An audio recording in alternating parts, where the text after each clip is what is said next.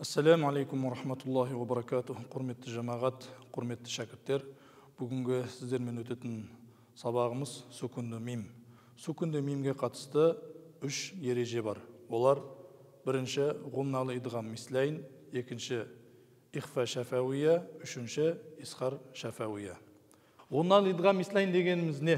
Ғунналы идғам мислайн дегеніміз сүкінді мимге жолыққанда сүкінді мимді мимнің ішіне кіргізіп, ғуннамен оқуды, мұрынмен оқуды, ғунналы идғам мислайн дейді екенбіз.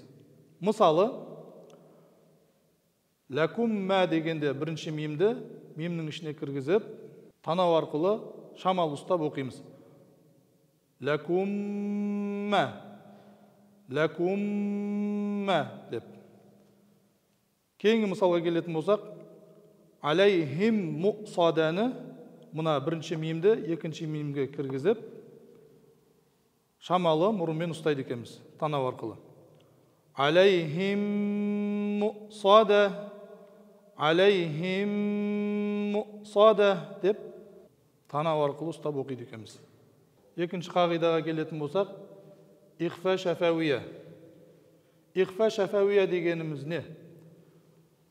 Сүкінді мим бә әрібіне жолыққанда, сүкінді мимді бә әрібінің шығатын жеріне жасырып, танау арқылы оқуды ихфа шафауия дейді екенбіз. Мысалы, раббухум бихим дегенде мимді бә әрібінің шығатын жеріне жасырып, раббухум бихим деп шамалы ұстап, танау арқылы оқиды екенбіз. Раббухум бихим, раббухум бихим. Келесі мысалға келетін болсақ, тармихим бихиджара деп келеді. Осы жерде де мимді бә әрібінің шығатын жеріне жасырып, шамалы ұстап, танау арқылы оқиды екенбіз. Тармихим бихиджаратин, тармихим бихиджаратин.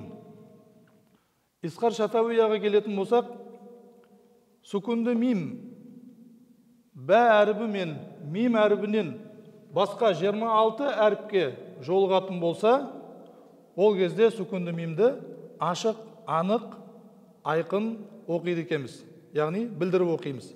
Мысалға келетін болсақ, хум фихи деп кеп тұр мына жерде. Сүкінді мим фә әрібіне жолып тұр. Яғни бұл жерде сүкінді мимді анық өз қалпында оқиды екенбіз. Хум фихи деп ешқандай ұстамайды екенбіз. Екінші мысалға келетін болсақ, ләкум динукум деп кеп тұр. Осы жерде де мимді ұстамайды екенбіз. Ләкум динукум деп сол қалпында оқиды екенбіз. Құрметті жамағат, осымен бүгінгі дәрісіміз аяқталды. Келесі кездескенше сау саламатта болыңыздар. Ассаламу алейкум ва рахматуллахи ва баракатух.